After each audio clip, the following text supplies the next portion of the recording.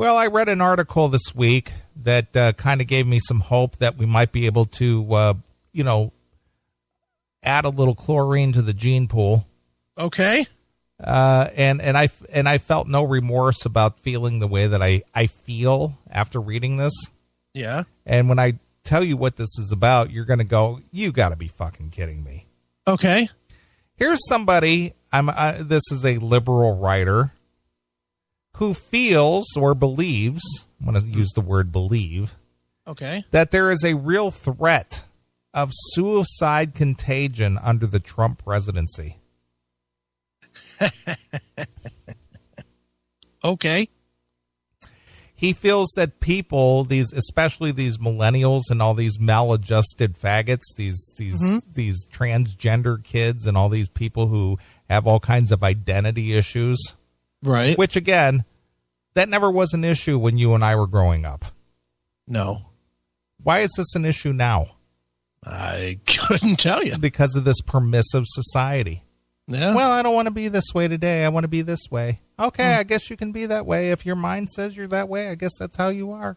You're right. You were born with a dick, but you're a girl. Uh-huh. So anyway, this writer, his name is Zach Ford. Zach Ford. Mm-hmm. He is the LGBT editor of Think Progress.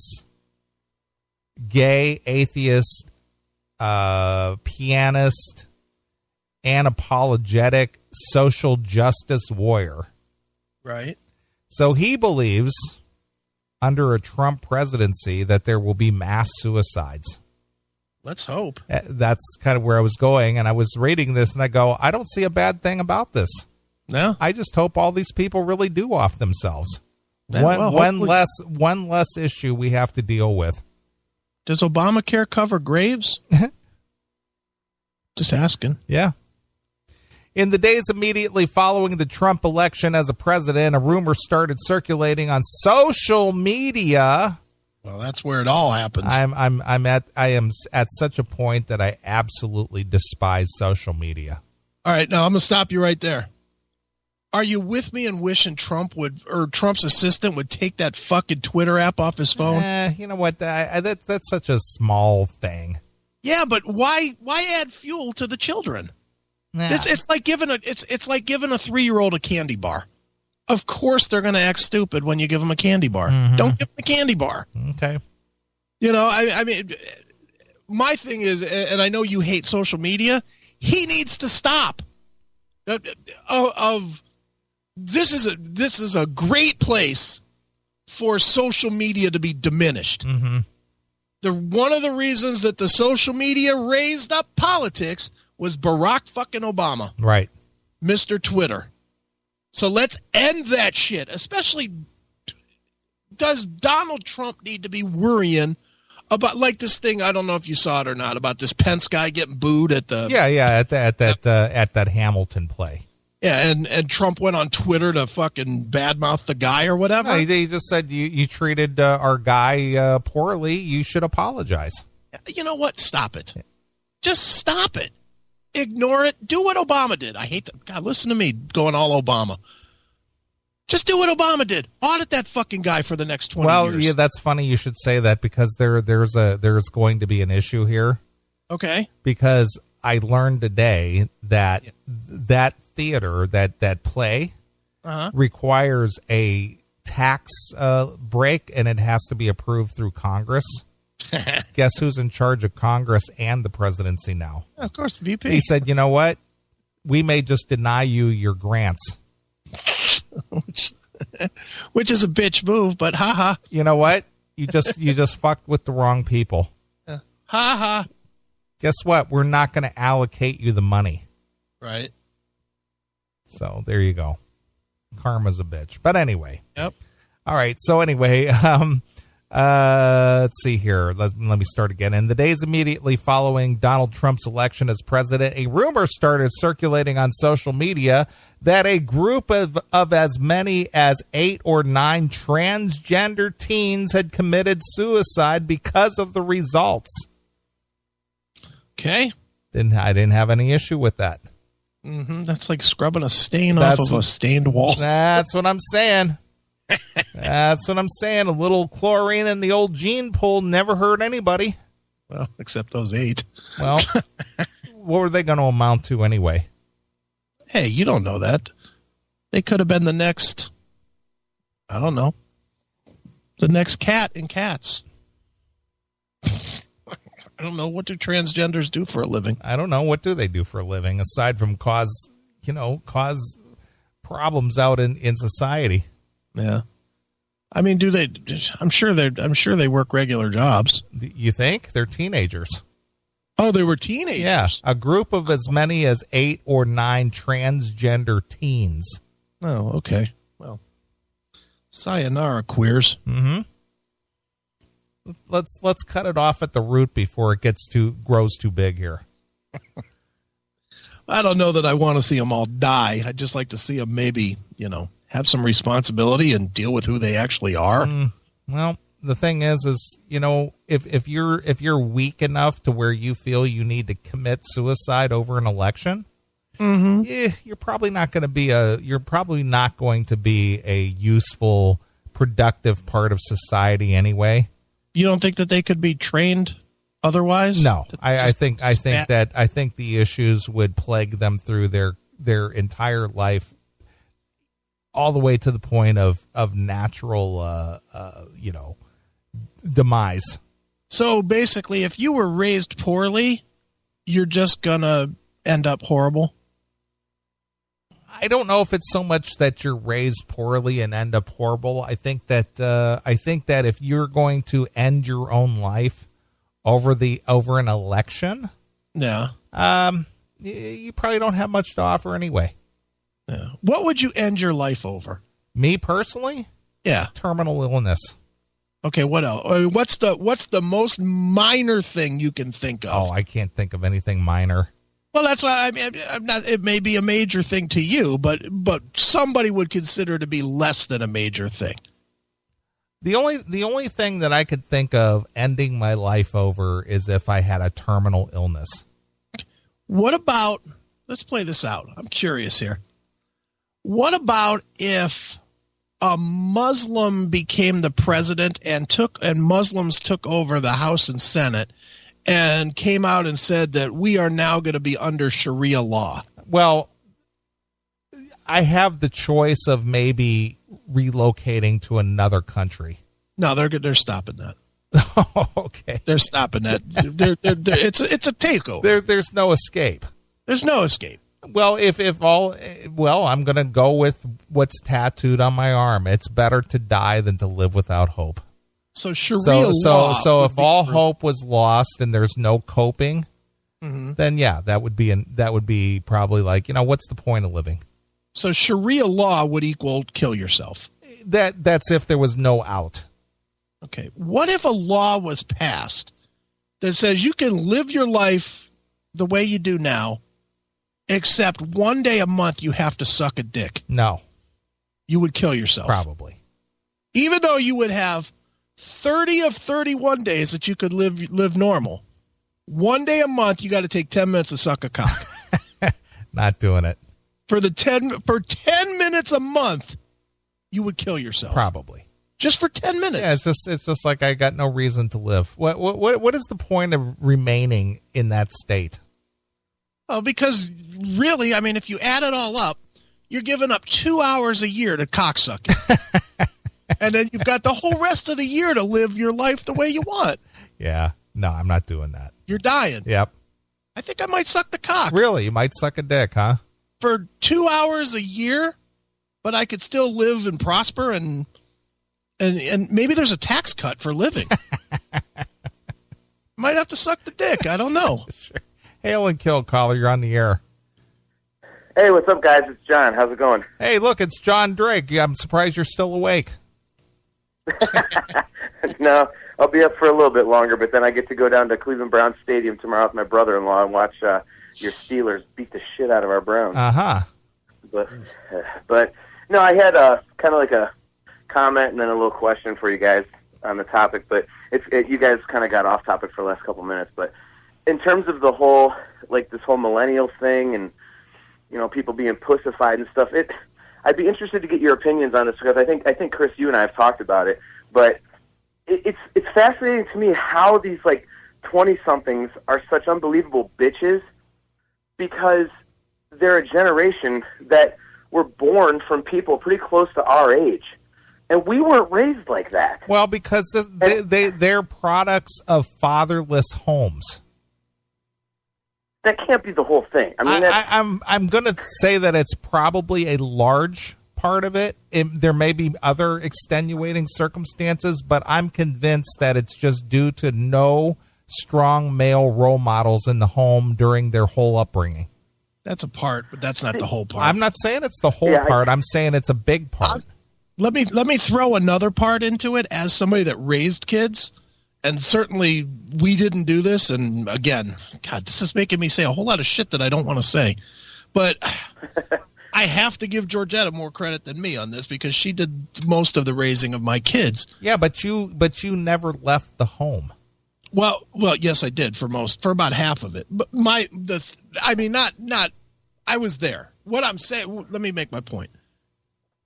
With our generation, our age, both sides work for the most part, and a lot of this stems from the kids having to deal with themselves, at least from when they got out of school till 6 o'clock or so when the parents got home, and they were raised by TV. They didn't have anybody to strengthen them any, and they would, you get all this fucking liberal horse shit from TV and softness, shit like Friends as an example. Friends was big when our kids would have been growing up, and if our kids were watching Friends as an example, none of those guys were very strong. They were a bunch of fucking soft queers. Especially Ross. Yeah, but they were soft. Yeah, they were very soft. And that was the example that they would get. You would get that example from TV. Now, if you look at the kids being raised part of the time from the TV, and then mom and dad are working, so they come home and they're fucking tired and they don't want to. Last thing in the world they want to do is say, look, I'm going to teach you how to be a fucking man. Let's go out here and chop some fucking wood in the backyard or whatever. Instead, they're fucking playing jarts or whatever with their kids. You raised them, this era raised these kids to be somewhat softer. I don't know, man, because, you're the perfect example, Chris. Like, you have a couple 20-somethings. Technically could be considered millennials, and you weren't raised like that, and your kids aren't like that, so, I would never it would be like... because my kids were trained early on, if you come home and say you're sucking cock, you're out of here. Beat it. That simple. Really? Oh, yeah. My kids knew that was not going to be acceptable. I was not going to be tolerant. Okay. I don't care if people are gay. I care if my kids are gay. Not because I give a shit if my kids are fucking sucking a dick and riding a dick. More because I give a shit about them making their life harder. And I wasn't going to accept my kids purposely ruining or making their life that much harder for themselves. If that makes me bigoted, so fucking be it. Well, yeah, it's kind of closed-minded. Personally, that's my kind of, Okay, this was the 90s, dude, not now. Well, yeah, but even still, I don't know. I'm one of those people, it's like, dude, do whatever the fuck you're going to do. It doesn't affect my ass. So I don't care. Yeah, but it does. It does. It affects all of us. It may not be a direct day in and day out thing, but it affects all of us. Now, dude, somebody being gay does not affect me. It's, some guy's like, hey, I have an uncle who's gay, for Christ's sakes. It doesn't affect me. And he came out. It was an issue in our family. Like, he came out of the closet like 20 years ago, and everybody's in an uproar about it. And I was just sitting there like, who fucking cares? Well, let me ask you something, John. Here's the difference. There's people who are gay, and they maintain what I'll consider a normal lifestyle. They get up, go to work every day, pay their bills. They don't cause an issue. They're not out there being social justice warriors. They're not out there waving a flag around or trying to be activists. Okay, that's my uncle's like that. Yeah, he's out there. If you met my uncle Neil, How old's your Uncle John? My Uncle Tom, he's, God, what is he, like 60, I think, 58, something like that. And let's just address that. Because he's of that age, gay guys that are my age, your age, up, they got to be the toughest sons of bitches in the world. Because they came out as gay in a time when they would fucking risk their life to say it. They're fucking far tougher than these millennials that have nothing to lose. These being gay is not the issue. It's the softness that's the issue. Well, yeah, I mean, but that's what I'm saying. Like, it'd be like imagine like I'm 40, so let's say I had a kid when I was like 18, 19 or something. You know, I mean, my kid to get laid first. Sure, yeah, I didn't get laid till I was 18, so true. It's right about that time.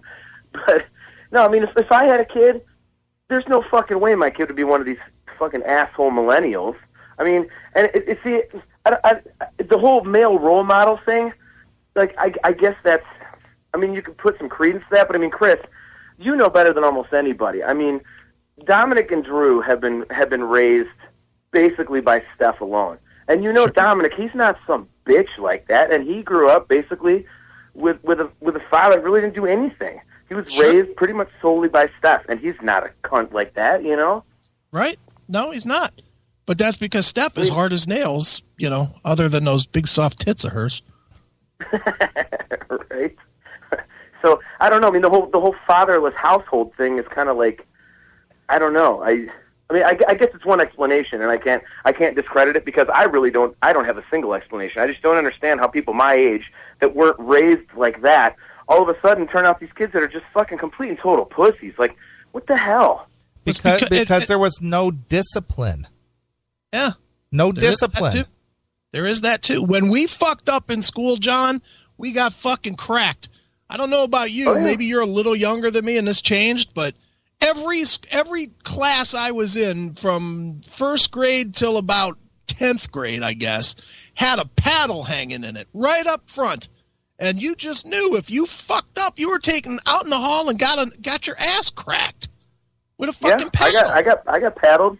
Yeah, I had that too. So a lot of the time when you started fucking up and your teacher was like, do I got to take you out in the hallway? You knew to shut the fuck up. Yep. Because there were consequences for the actions. My kids would come home from school and tell me about how they were or their friends were sleeping in class and how they would fucking mouth off to the teachers and whatnot. And I was always like, how can that fucking be happening? If I would have been sleeping in class, I would have absolutely gotten my fucking back of my head whacked with a goddamn ruler or a backhand. That was how it was. Yeah, so you didn't act up. You were tougher. We were, you know, people look at that and say, oh, well, that's bad and that's hard. That's abuse. Yeah, no, it just made us strong. You know what? I'm glad look, I had a teacher that I harassed unmercifully. Her name was Miss Patch, 10th grade. I fucking tortured this lady within an ounce of... She probably wanted to commit suicide. I was so fucking brutal to this teacher. And at one point, I ended up getting suspended from school because I stole her briefcase. And I got home, and my dad said to me, he's like, you're going to go in, and you're going to apologize, and you're going to get up in front of the class and apologize. And I was like, I'm not doing it, period. I will not do it. And my dad got up in my face and was like, what did you say to me? And I fucking went at him and pushed him, and he fucking dotted me. Boom! Dotted me. You know what I did the next fucking day? I went in, apologized to her, and apologized to the fucking class. Because I was taught real quick my consequence to my action. And it was and that's what these kids don't have now. Today's kids do not have a consequence. They're out there fucking breaking up cars and lighting shit on fire and shit. There's no consequence to that action because that's how they're raised. No, I agree. I mean, again, you know Dominic well. He's super cool, doesn't cause any problems. But I mean, we lay down the law where his grades are concerned. We're like, look, man, you get A's and B's. C's are not acceptable, and there's consequences. And as a result, he's a, half A, half B student all the time. It's like, because he knows that he's going to be fucked if something happens with his grades and they go south. We don't, pussyfoot around and stuff. And it just, I know so many people, like friends of mine, and I hate saying this, but I have friends of mine that are raising these kids, and it's like, they're just total, they're people you would never believe be like a soft-ass parent. And they're just weak as hell. Dude, I mean, I've actually had a friend of mine had like a 4-year-old. And she's like, oh, well, she's just headstrong. It's hard to, rein her in. I'm like, fuck that. You're 38 years old, and she's 4. You tell that kid what the hell it is, and give her the business, and, there's no, she's headstrong. I had a counselor that helped me work with my daughter because she was way out of control when she was little. And she taught me a lesson that I maintained from the time Kylie was 3 up until now, which was so true then, and it's the way people parent these days. And the lesson was, it's easier to give them a lollipop than a lesson. And that's just the way that our generation fails to teach. Our generation, 40-somethings, will absolutely give their kid a lollipop to shut them up instead of fucking saying, look, now that you did that, I'm going to fucking take your PlayStation. I'm going to smash it with a hammer. Yeah. And I agree. And John, you know this about my kids, and you could ask them. There were definitely times when they fucked up, I took out a hammer and started smashing games. It's like, okay, you want to fucking insult your mom? You want to fucking do this or that? Pow, pow, pow, pow, pow. And shit was broken. And now you don't have those games anymore. And you know what? Then they didn't fuck up anymore. Yeah. And I got to say, Neely, I totally agree with your assessment that I'm like Chris. I don't have a horse in the race. I tried to vote. I was in an inactive status or some fucking thing. I went to the booths to vote, and I fucked something up, so I didn't get to vote. Had I voted, I would have voted for Trump just because he's not a politician, and I'm not very educated in all this. I based my opinions off the debates because I just wanted to hear their words from their mouths and not get any media spin. I wanted to see it live, hear them say it live, and then I'm like, okay, well. But I completely agree with you in that his election is fantastic because it's going to basically toughen people up. I mean, I completely am on board with you guys talking about, this pussification. It's got to fucking stop. And it's already weeding people out. Like, talking about those people killing themselves and everything. Well, yeah. I mean, you're fucking killing yourself because of a presidential election. Like, how do these idiots not? How do they know he's not going to turn out to be maybe the greatest president ever? They don't. You just don't fucking know. But the thing is that he doesn't represent their issue, and their issue is to be weak little faggots. Obama is one of those people who, we've got to be inclusive, and we can't talk harsh, and we can do this, and Trump is like, roll up your sleeves and get back to work, fucky. I don't care about your issue. We're here to make money. Now get to work.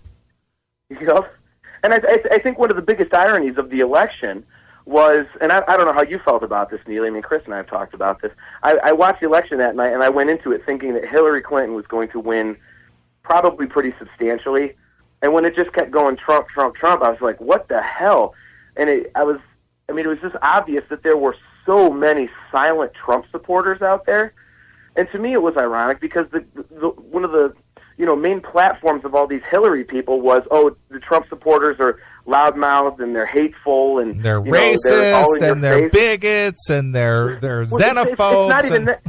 It's not even that, but they're saying that they're loudmouthed and they're everywhere. Apparently, the Trump supporters could keep their mouths shut way better than Hillary Clinton supporters because there was a lot more of them than anybody knew.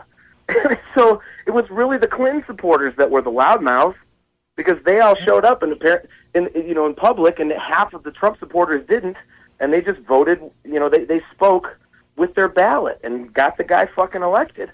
I mean, it very ironic. I thought, but I don't want to take up too much of your time. But I wanted to get to a question I had for you guys because the whole racist bigot thing. I mean, that's been a big issue and hot button, and everyone's like, oh, he hates minorities and gays and all this, and I was sitting there going, okay, well, let's pump the brakes on that. That kind of stuff can't happen in 2016. He's not going to come out and start booting anybody with brown skin across the border. He's not doing that shit.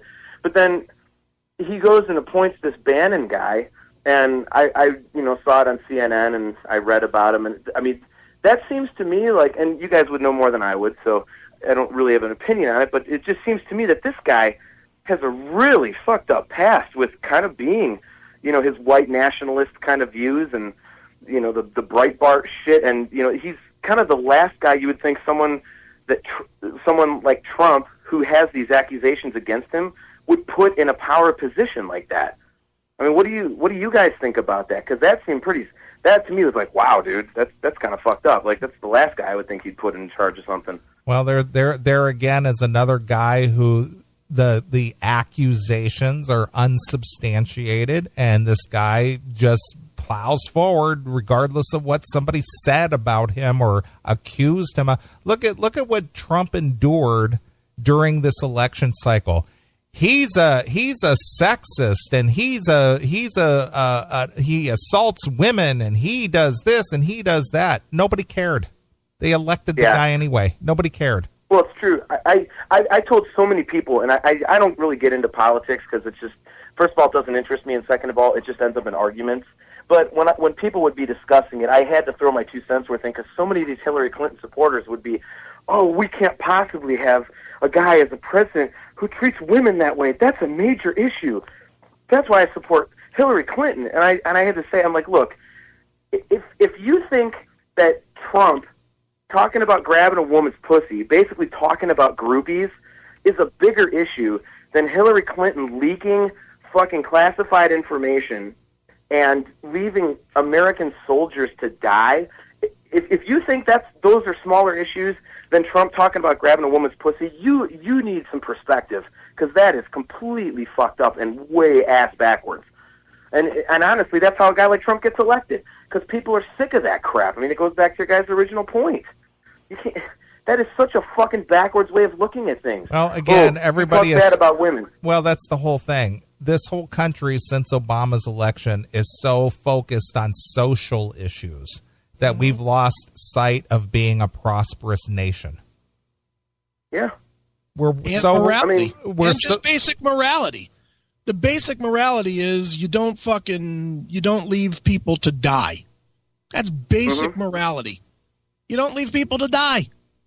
And that's what Hillary Clinton did. But that's less important than what? Gay pride? Fuck off. Well, and the whole treatment of women thing. And I as much as I didn't want to, I got sucked into this crap on fucking Facebook many times where people said, oh, you can't say that. It's demeaning to women. And I went in there and I said, no, don't be pissed at him for saying it. Be pissed at the women that make it true. That shit happens. Be pissed at yourself for fucking being offended when you want to be considered an equal. You want to be considered an equal? That's how fucking guys talk. Be equal. Yeah. And it happens, man. It's like, I mean, Neely, I don't know if you saw this, but I mean, I posted on something on Chris's page to somebody that is like groupied up to him and was trying to act outraged about what Trump said, and I said it on that page. Like I said that Chris has people that want to fuck him because he's on the radio, right? Well, this person could read it because it's true. You can't, buddy up to Chris like you're going to fucking suck his dick because he's on the Classic Metal Show, and then go out and go, oh, Donald Trump can't say those things. That's so horrible. Well, you're the exact woman that Donald Trump is talking about. So what the fuck? Yeah, that did happen. Yeah, well, you can't have it both ways. Yeah. Well, this person, for all I know, she might be listening. This fucking person wanted it both ways, and I'm like, don't be a fucking hypocrite. Bullshit. You're going fangirl on Aiken, and it's okay for you to act that way, but it's not okay for Donald Trump to say that women like you exist. It's fucking bullshit. Stop blowing up my spot. My dick hasn't landed in that mouth yet. So, hey, I didn't mention any names, so don't worry about it. And it was far enough in the past. It's probably been like a month. They probably don't remember, so you're still safe. Good. So, besides, all you gotta do is go grab her in the pussy, and you're good. There you go. No worries. But I anyways, gotta have I'll those let you around. guys- This dick ain't sucking itself. Right. Well, I'll let you guys get back to it. Hail and kill. Fuck you, pal. Hand job. There goes John. There you go. Well, anyway. Never has a political thing to say. Yeah. Had like 20 minutes. Jesus. Yeah. He had to get something off his chest. I guess. The floodgates are opening. Yeah, no shit. Watch him become a political pundit or something. Yeah, I know. He's going to get active. Yeah. I'm running for city councilman of Hinckley. Right. We got another one. Hail and kill, caller. You're on the air. G'day, man. It's Tim James. Hey, what's up, Tim? What do you think of our what do you think of our new president? I just want to say a few things. All right, say a few things. Clear the air and talk clearly into your phone. Don't be moving away from your speaker when you're speaking. Firstly, people are stupid. Okay. Why? Because they pay thousands of dollars to see Motley Crue? No, well, some would say that's stupid. I say that was great. All right. Make your point, Tim. Why are people stupid? And let's clear it up. It wasn't thousands. It was one. All right, Tim. Let's get to the point. All right. Like, he was democratically elected, correct? He was, yes. Right. Well, people elected him, and then after people elected him, there are all these protests. It's like that's like protesting after the horse is bolted, you idiots. You know, how pathetic is that? Oh, we're going to stage a little protest. We're going to protest because we don't want dollars. Well, it's too late, you idiots. Oh, that made me upset. Because I was like, that's just a pointless, stupid exercise in a big waste of time. Like as if your little protest is gonna make any difference at all. Oh, made me sick. Okay, so that was the first thing. And okay. Secondly, these sexual harassment things, like whether I like the guy, whether I don't, I actually do like him. Is any of that true? He hasn't been charged with anything, and a lot of some of the women who supposedly came out with these accusations are now recanting their accusations. Okay, well, that was a storm in a teacup. Well, again, it was this whole trying to gin up this anti-Trump sentiment, saying this guy. He's a beast. He's a monster. He just rapes women and leaves their bones, to dry in the sun. It's just like that they were trying to paint this picture, But again, this was the pro-Hillary people doing this. I just don't get the zero respect that anybody has for anybody that's elected. Like that kind of stuff would never happen in Australia. Like if somebody gets elected, people have clearly voted for this person. Whatever side of the political fence you're on, people just go, okay, well that's who people elected.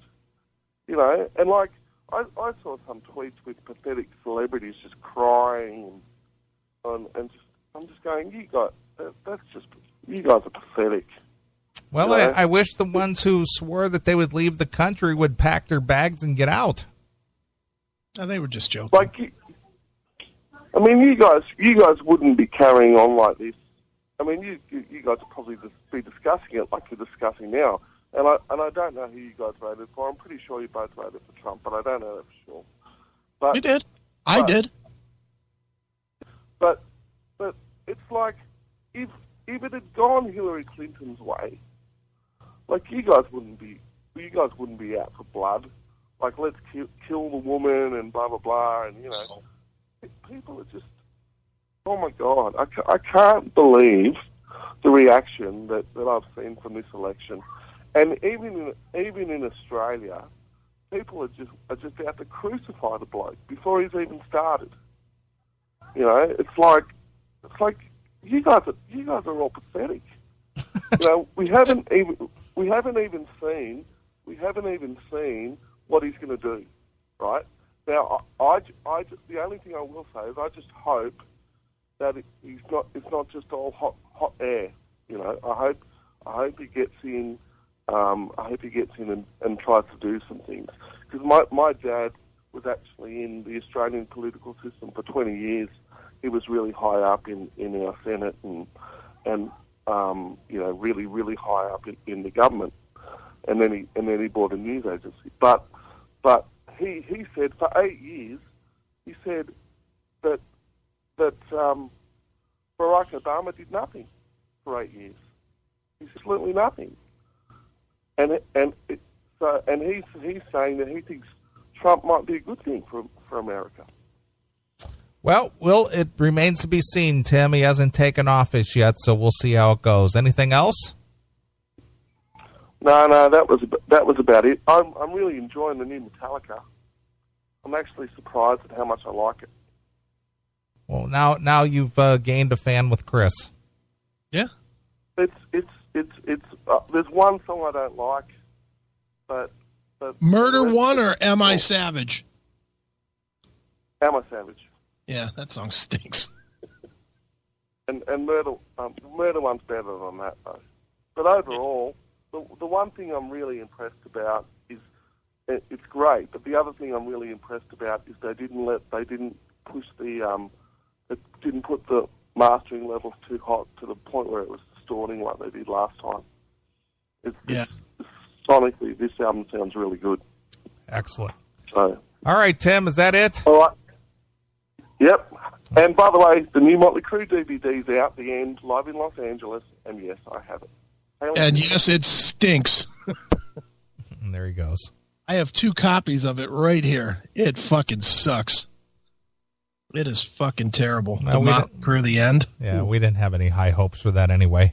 Well, and boy, did it deliver up to expectation. Right. What a bag of shit that is. Mm-hmm. All right, well, getting back to this. All right.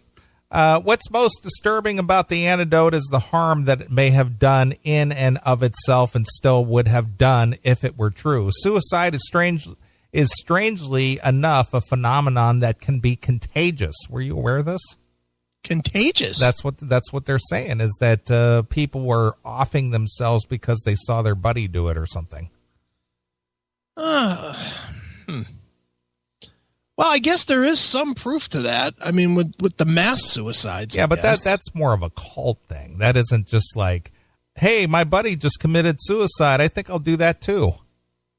Right. I mean, when you're in a cult, when you have you're indoctrinated into a brainwashed ideology, right, and you're into a whole groupthink situation, you can almost understand how that could happen, almost. Right. But in a society where we're free to roam about and do our own thing, do you just commit suicide because the Joneses are doing it? No, I don't, but, I don't know. I was unaware that it was contagious, but, this guy might have a point. Well, he might have a point. Hearing about suicide, especially when it is discussed in ways that suggest it's understandable or even worse, inevitable, normalizes it and spreads what's known as suicide contagion. Wow. Especially for those enduring similar hardships. So, my friend is gay. I'm gay. He's being persecuted. I'm being persecuted. He killed himself last week. I'm going to join him. Yeah, basically that's it. That's what he's saying. There has been a surge of hate incidences in the wake of Trump's elections, and many across the country are worried about the discrimination they could be subjected to. Many LGBT people have reached out to a crisis hotline because of the fear the election results sparked. Well, that just shows that they're stupid. Mm-hmm. Because as recently as this week, Trump said, that's already been adjudicated. It's already gone through the courts. Not worth my time. Yeah, but see, I don't think it's the administration that they're fearful of. Yeah. The perception that liberal media, being CNN and whatnot, that if Trump gets elected, he represents white supremacists and he represents the anti-gay people and he represents the anti-immigration people. So if he gets elected, it's going to open up the floodgates to say it's okay for people to go out and start bashing on the gays and the LGBT and this and that, because now their white supremacist leader is in the White House, and so it makes it okay. And there's proof of that where? None. There is no proof of it. That's the fear. Am I wrong in thinking that let's play this out? Mm-hmm. 95%, maybe not that much, 75% of all the gun owners, the legal gun owners in the country, are Republican? Probably, yes. Probably a fair statement, right? Yes.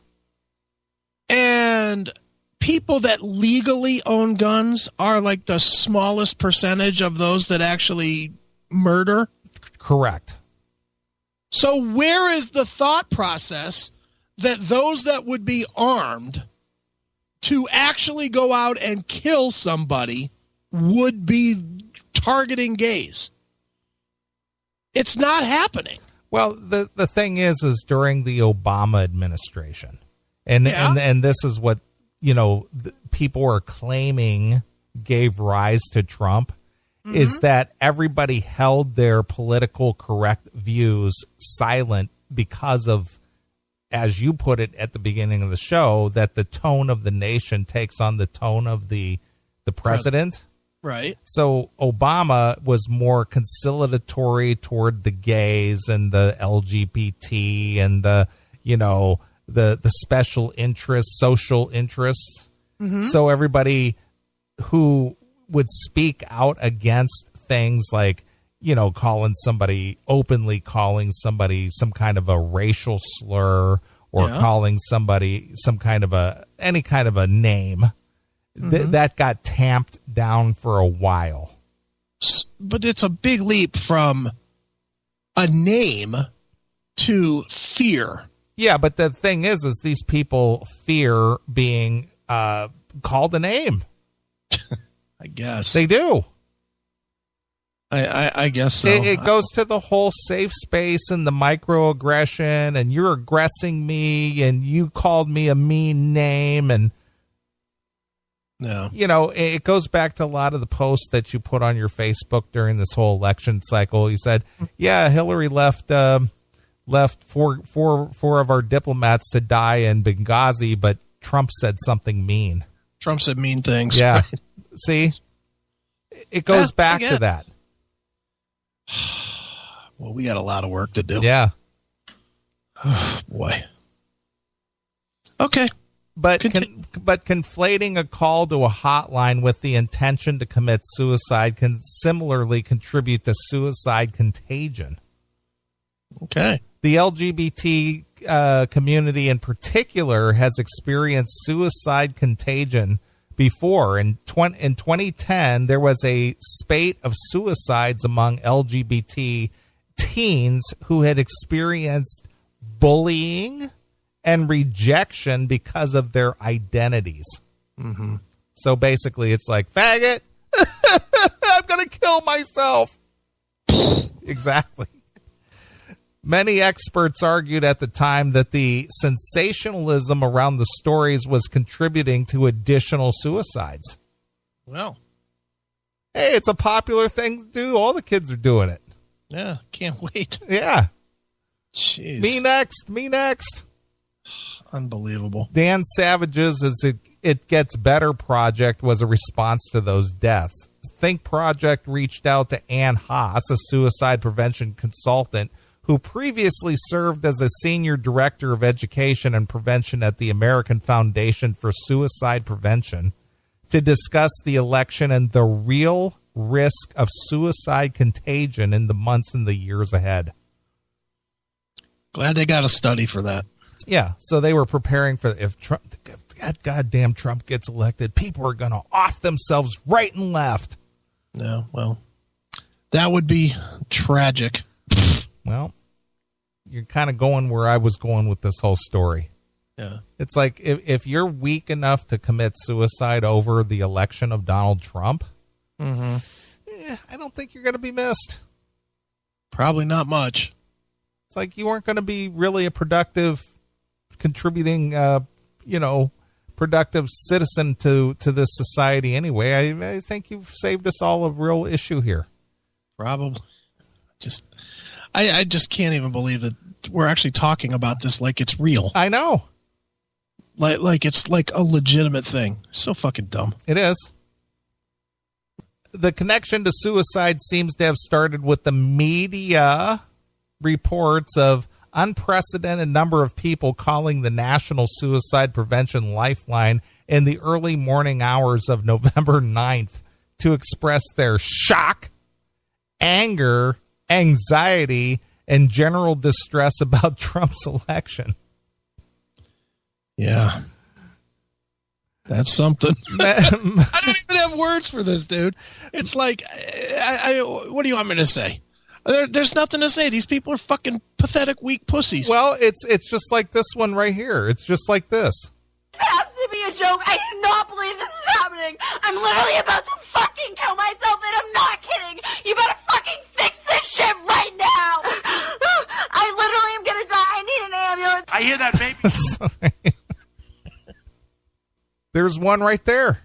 Think she killed herself? I don't know, but if she did, she did us all a favor. Yeah. Feel bad for the parents. That's about it. That's it. It's just like she wasn't going to amount to anything anyway. Yeah. I mean, how far could you go in a job with that attitude? Mm-hmm. You hurt my feelings. Exactly. What are you going to get? Fucking, do you think you could progress to the drive-through window at McDonald's with that attitude? No. Because the thing is, anytime anything goes wrong or goes against whatever issue a person like that has, it's just going to stop production and cause everyone to have to stop and deal with this. Right. Sorry. We'll put you back to work as soon as the morgue turns you over. We'll give you over to PAVE so they can just integrate you with the parking lot out there. You can become a speed bump. Oh man! You can still keep your job here at McDonald's, only at a different capacity. Yeah. So we'll slow down those speeders so people don't get run over. You'll be productive. Exactly. You'll be more productive being a speed bump than you will working the counter. That's right. Hail and kill, caller. You're on the air. Hail and kill, guys. It's Toby here. Hello, Toby. How are you, sir? All right. Not bad. Are you proudly wearing your CMS shirt? I'm not at work, I'm afraid, no, but I was wearing it on the flight back early this morning. Did you get thrown off the plane for have offensive garb on? No. I had, in fact, I think the gentleman behind me caught view of the naked woman tattooed on my arm as I was reaching the overhead locker there, bringing my bag down. But no one complained. Okay, that's good. She was suitably veiled up, so no problem. Oh, excellent. All right.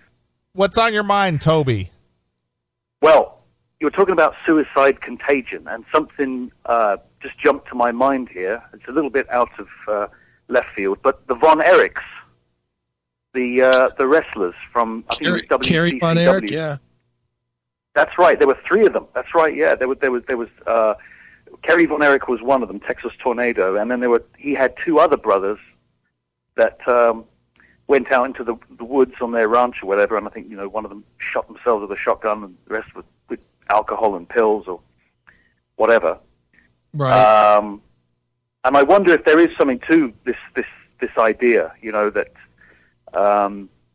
particularly if there's a culture about which sort of perversely glamorizes suicide, and I think that there is something to that. I mean, people sometimes think that you have to be a brave person to to check out of the game rather than, live like an ignominious reality. And so perhaps, there's some sort of collective wrong kind of groupthink that leads to some sort of thing like that. Well, I applaud that effort, to be honest with you, Toby. I just look at it as a thinning of the herd. Oh, right. Yeah, okay. Yeah, I mean, there's a sort of a Darwinian element to that. I applaud that. It's just like, you know what? If you're not going to be a contributing part of society, if you're going to be more of a burden to us because of your issues, and you choose to take yourself out of this mortal coil, I applaud your efforts. Well, yes. I mean, I suppose there is that. I mean, there is also the other case, isn't there, about people worrying, about grandma worrying that, or granddad worrying about being a burden on the kids, and then perhaps being hurried along to an early exit by greedy beneficiaries. Well, that's a little bit different. That's a little bit different. I know. But people like this hysterical girl that I played a minute ago. People like that. People who said, or people who are calling the suicide prevention hotline in the early mornings of November 9th after the election, saying I'm going to kill myself. Yes. I'd say, where do you live, and where can we deliver the gun? I don't think a lot of those people are serious. Really, this is some sort of attention-seeking thing. Again, playing into this whole idea that I must be this tragic hero person if I cannot face this world. Do you know what I mean? It's a role that is often portrayed in movies, for example. I mean, there's always the hero, right? The guy who perhaps society couldn't understand, but checked out, and what a tragic loss. And who wouldn't want to be recognized as that? So, I mean, it's quite pathetic, really, when you think about it. It's like, well, I didn't like the election result. I must be someone special, so I'm going to go and kill myself over this. It's just nuts. I agree. It's fucking bullshit, man. It's a suicide solution. That's what they should be listening to. Well, maybe I'll play that after this segment. What do you think, Toby? I think something more abrasive would be needed. I think this requires the tender, delicate work of anal cunt, or perhaps Gigi Allen. I think he would have had something to say to those people. Fucking Gigi. What? You see, this is the thing. In this present day and age, the U.S., I don't know what's going on over there, but they haven't produced anybody who is really, really abrasive as of late. I mean, Dave Brocky of Guar's gone. Gigi Allen's gone. El Duce from the Mentors. Seth Putnam. These people have all disappeared. And I'm not sure what's going on over there. Is there anybody like that around you? Just a minute. Are you here for the AC? Telephone. Go ahead and have a look in the corner. Okay, yeah, go ahead. There's always something going on here. I'll have to leave it there, chaps. All right, Toby. But yeah, there isn't anybody like that. I mean, we need someone, with some balls to put these people in their place. Right. I agree. All right, fellas, I'll leave you to it. All right. Hail and kill. Fuck you, pal. Hand job. There goes Toby from across the pond. By the way, the Von Erichs, David Von Erich, drug overdosed, suicide. Carrie Von Erich, suicide, shot himself in the heart. Oh, nice. Mike Von Erich, suicide, overdose on tranquilizers. Chris Von Erich, suicide, self-inflicted gunshot wound to the head. Wow. So yeah, they might have gotten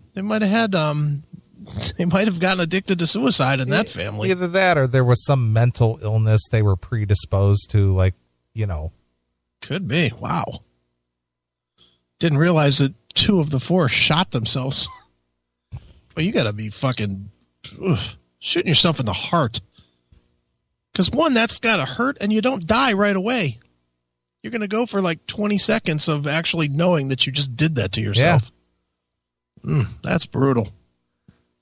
Well, suicide is painless, as the theme song from MASH said.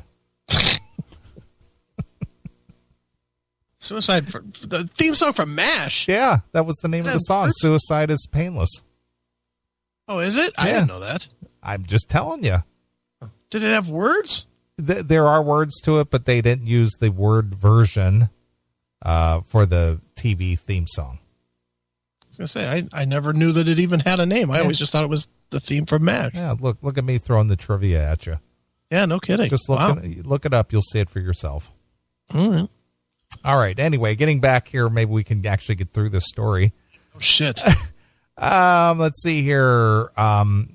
So number of people called the suicide prevention hotline because of the distress about Trump's election. Mention was also made that the crisis line of the Trevor Project had been overwhelmed with LGBT youth callers.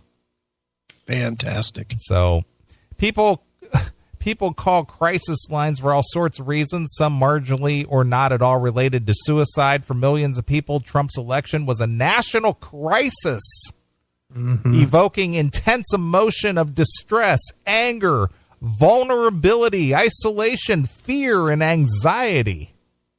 I think you got probably bigger issues than the election of Trump. I would think so. I think you got something going on there that you needed to see a therapist about way before this election. Probably. This just exacerbated it. That's it. Because of the crisis emerged in the middle of the night, it is not surprising that many people lacked access to the support of friends and family and turned to the hotlines as a place to express their feelings. Unfortunately, media reports provided little of the context rather than emphasizing call volumes that implied the election was causing an enormous number of people to become suicidal. Oh. It was causing it. Yeah.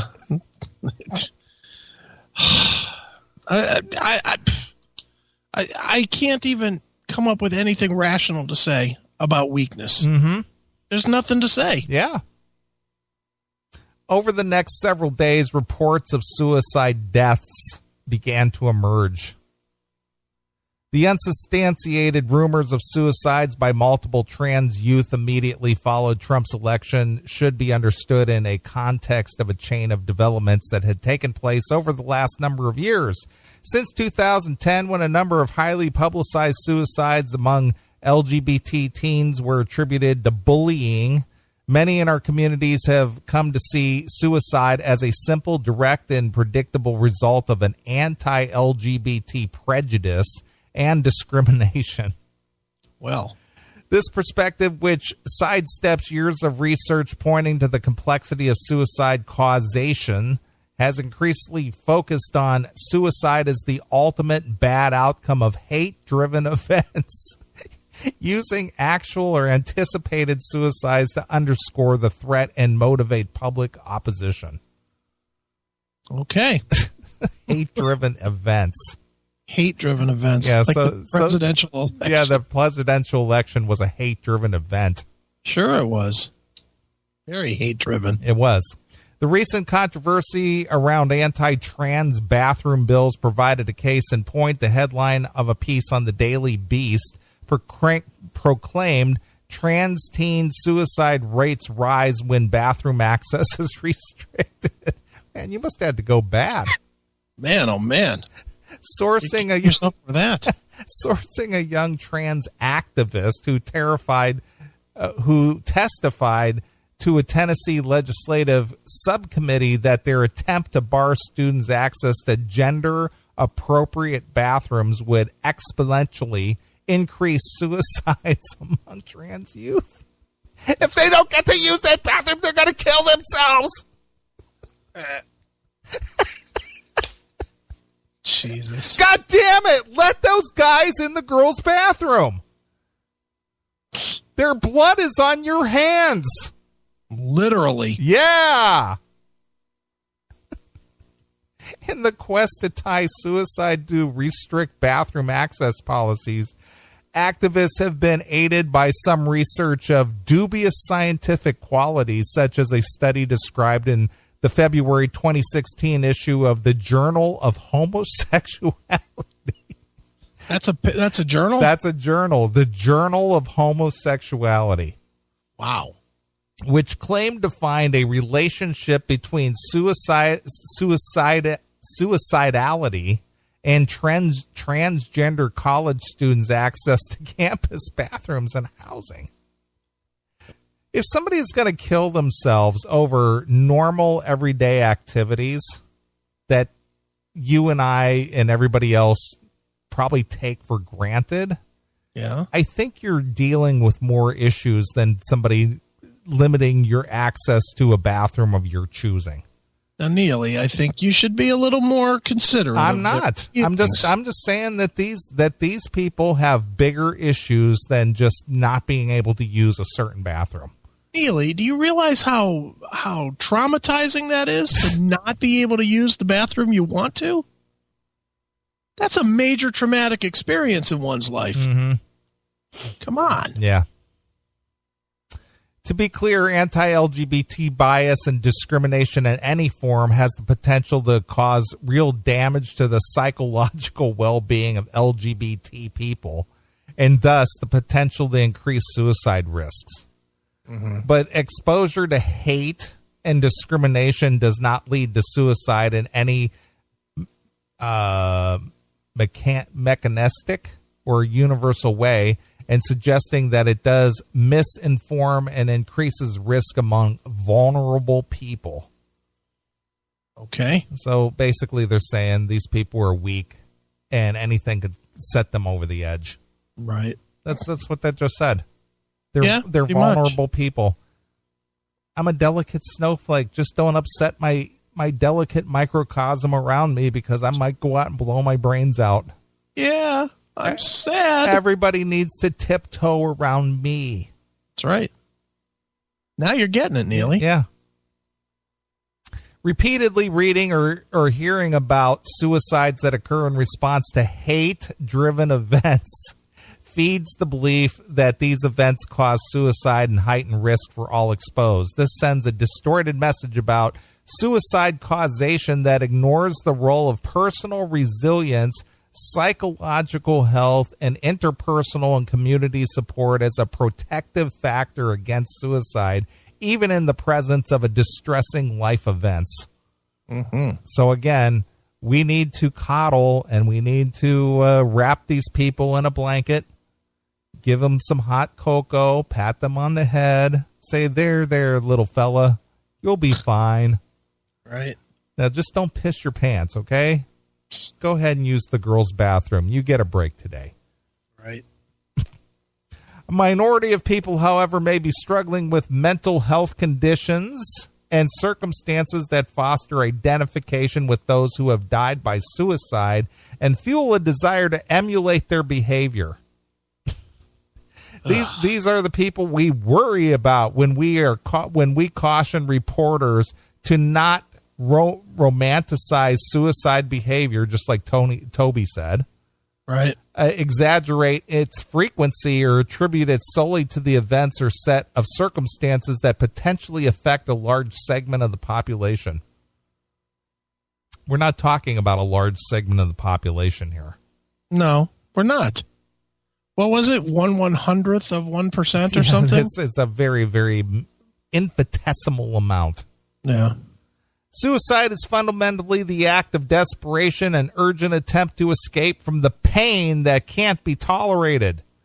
There are certain cases in which LGBT people experience such feelings and become suicidal, and sometimes circumstances directly related to being LGBT contribute in a significant way to the desperation and the despair.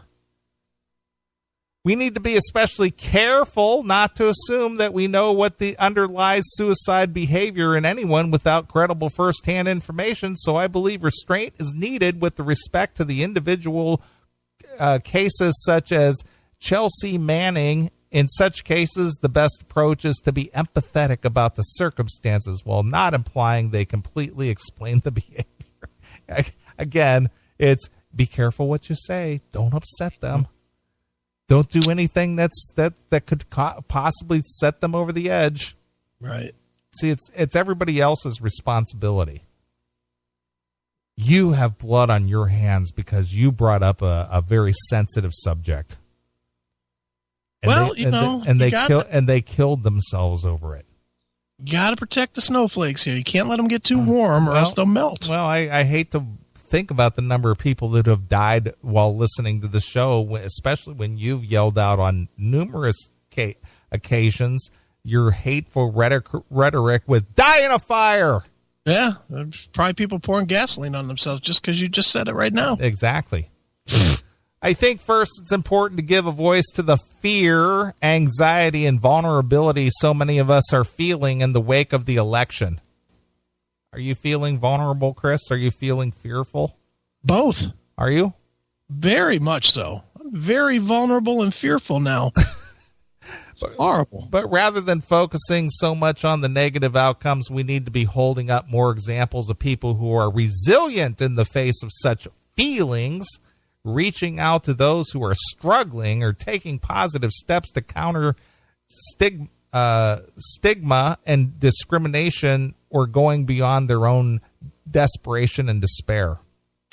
Mm-hmm. We also need to redouble our efforts to ensure our media communications are safe and accurate. I am just about to throw up if you keep reading. I've only got 3 more sentences. And this fucking liberal faggot. Everything needs to be protected. Yeah. You gotta watch what you say. You gotta watch what the media says. You gotta worry about everything. Mm-hmm. Shut the fuck up. Yes. Oh my God. Well, get ready to throw up in your mouth just a little bit, because this last sentence is going to just do it for you. Mm-hmm. All stories that touch on suicide should be carefully checked against the guidelines found in talking about suicide in LGBT populations. And the National Suicide Prevention Lifeline's recommendations for reporting on suicide. Whenever possible, sources should include suicide experts. What is that, guys with loaded guns? Those are the only suicide experts I need. Right. Weak people with loaded guns. Exactly. Jeez. Hail and Kill, caller, you're on the air. Hail and Kill, this is Serena. Hello, Serena. How are you today? I'm trying to be a little serious today because Chris always makes me sound a little silly. He makes me sound like an airhead. Do you make her sound like an airhead, Chris? Yeah, I do. When I listen to my phone calls during the week, I sound so stupid. I do sound a little stupid, but you guys know me, but I'm not that way. But I just wanted to say that at work and in general, I do see a lot of mental health problems, generally. I do see it a lot, and because of social media, see, we have to say, I know that you guys blame it on Obama and the administration for the past 8 years, but if you think about it, I used to be in MySpace years ago, and then after that, everything was Facebook, and I think Facebook gave everybody an outlet to see themselves as an individual and to rant and vent about everything that was wrong, you know. And I think that's part of the problem. You know, I think people at the end of the day want some validation, and people have every day. You guys have said stories about Facebook in which people will just rant and vent about problems, and they want somebody pretty much to validate their feelings. And I think that's part of the problem. That's I'm going to have to agree with you, Serena, because I truly believe that if Chris didn't have his Facebook outlet, I would have lost him years ago. I think he probably, if he didn't have a way of vent and rant and rave, I think that he may have used the judge a long time ago. Yeah, but it would have been on other people. I would have absolutely gunned people down. But I think that's why people have become a little more sensitive to things. You know, I don't know, back in the day you just go about your business and you go back home, listen to music, but now it's all about opinions, judging others. It gets very personal, you know. So I think that's part of the, you know. Well, I think I think we've become a more permissive society where anything goes and nobody can be critical and nobody can, criticize anybody else because that's unkind and you're not being nice. And, the thing is that being nice is okay to a point, but when you have to just, grin and bear it when people are just acting out and just being stupid and being anti-productive and, they basically, anything goes these days. So everybody has to go, well, you can't say anything bad, but I agree. I totally agree with you, but just a point, for example, and it's related to what you're saying. I agree with you. You should be able to say what you want and nobody should get offended. For example, at work. Lately, we have been in services at work. I work in the healthcare field, but they give you in services as to how we have to be diversified and, embrace diversity. And pretty much when you think about it, it's all about a business. And the employer, or whoever has a product to sell, they want everybody to buy their product. Look what happened to, what was that cook, Paula Dean, because he had a racist, I guess he had some kind of racist remarks back in the day, because he lost her job. Things like that. It will be interesting with this new administration how things like that will be handled. But I'm just telling you, we are in a corporate world where if you are owner or CEO of the product, you don't want anybody making a racial comment on, somebody who is working for you because it's going to turn down the black people buying your product. So it's also interlinked with the mighty dollar. So that's why everybody wants to be nice to each other, I think part of it is the market, it's just, if everybody's nice to each other, that's why Paula Dean got fired from her job. That was kind of, I don't know. We'll see how this administration handles these things. But I think, it should be interesting. But I'm telling you, at work, you cannot say nothing out of tone. Everybody's a phony, and that's the way they tell us to be, And also, I wanted to point out a couple of things. Can you guys hear me okay? We can hear you fine, Serena. Go ahead. Oh, okay. We don't care. We don't care what Jackal says. Well, it is. The election was very dramatic, but it's just America is everything big like that. They always have been.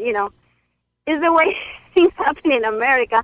But to judge an election or a country, even though we have a couple of phone calls from other countries, I think you really have to be here to see what this country is about. Because even when I go to Europe, people have a perception. I mean, they like Americans, but they do have an idea. They talk about it like if they know what they're talking about. And I'm not talking about the people that just called today. I'm just talking when I go back see my friends. I'm sure they're going to have an idea. Like they know it all, and I had to explain them. It's not that way, and I had to point out things from the left and to the right. But until you live here for a long period of time, you really don't know why things are being done this way.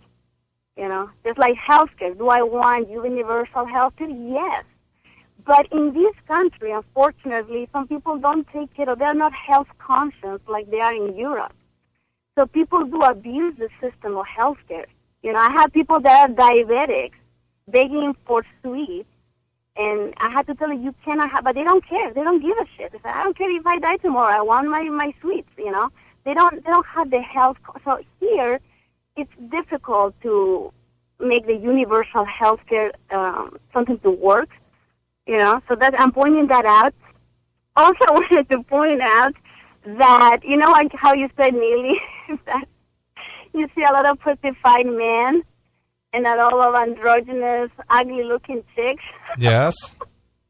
I just see, you know what? We should embrace that, and as a woman or as a man, that way you have less to choose from. Let's use it to our benefit, Instead of having 10,000 girls to choose from, now you have 500.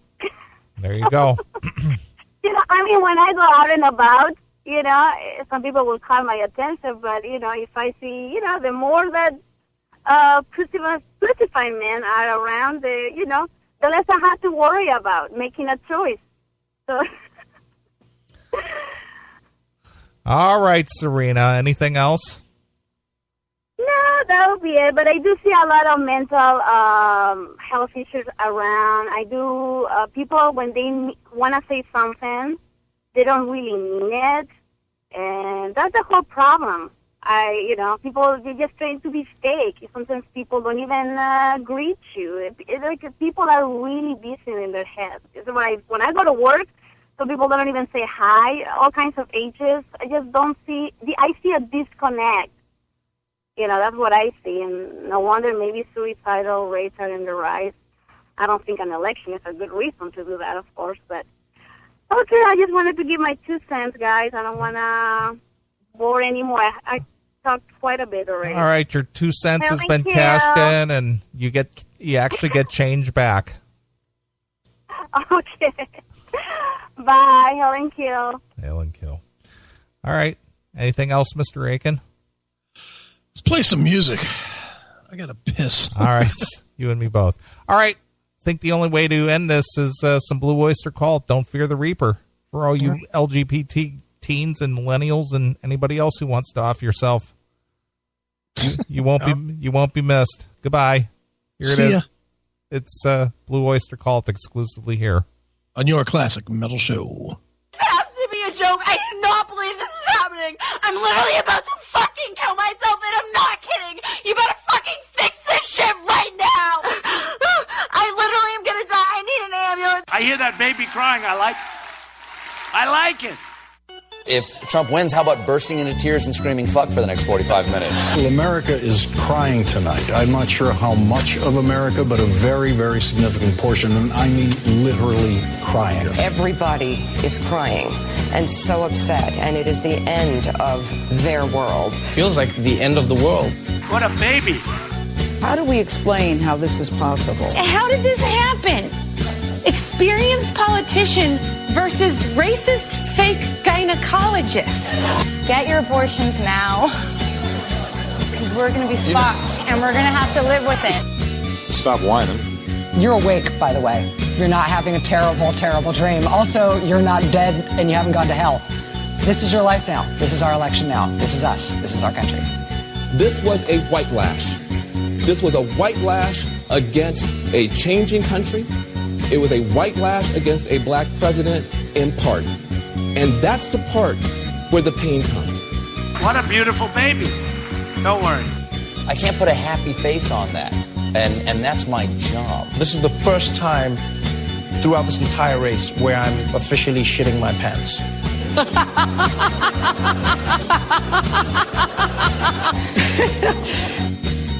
What difference at this point does it make?